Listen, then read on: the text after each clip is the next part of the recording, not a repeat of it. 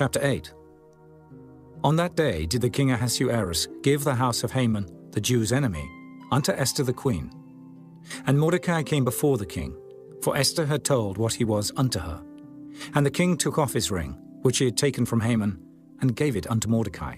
And Esther set Mordecai over the house of Haman. And Esther spake yet again before the king, and fell down at his feet, and besought him with tears to put away the mischief of Haman the Agagite, and his device that he had devised against the Jews. Then the king held out the golden scepter toward Esther. So Esther arose, and stood before the king, and said, If it please the king, and if I have found favor in his sight, and the thing seem right before the king, and I be pleasing in his eyes, let it be written to reverse the letters devised by Haman, the son of Hammedatha, the Agagite, which he wrote to destroy the Jews which are in all the king's provinces. For how can I endure to see the evil that shall come unto my people? Or how can I endure to see the destruction of my kindred? Then the king Ahasuerus said unto Esther the queen, and to Mordecai the Jew, Behold, I have given Esther the house of Haman, and him they have hanged upon the gallows, because he laid his hand upon the Jews. Write ye also for the Jews as it liketh you, in the king's name, and seal it with the king's ring.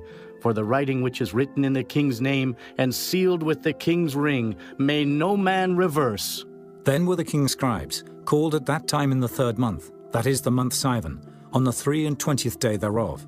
And it was written according to all that Mordecai commanded unto the Jews, and to the lieutenants, and the deputies and rulers of the provinces, which are from India unto Ethiopia, 127 provinces, unto every province according to the writing thereof, and unto every people after their language, and to the Jews according to their writing, and according to their language. And he wrote in the king Ahasuerus' name, and sealed it with the king's ring, and sent letters by posts, on horseback, and riders on mules, camels, and young dromedaries. Wherein the king granted the Jews which were in every city to gather themselves together, and to stand for their life, to destroy, to slay, and to cause to perish all the power of the people and province that would assault them, both little ones and women, and to take the spoil of them for a prey, upon one day in all the provinces of King Ahasuerus, namely, upon the 13th day of the 12th month, which is the month Adar. The copy of the writing for a commandment to be given in every province was published unto all people, and that the Jews should be ready against that day to avenge themselves on their enemies. So the posts that rode upon mules and camels went out, being hastened and pressed on by the king's commandment, and the decree was given at Shushan the palace. And Mordecai went out from the presence of the king in royal apparel of blue and white, and with a great crown of gold, and with a garment of fine linen and purple.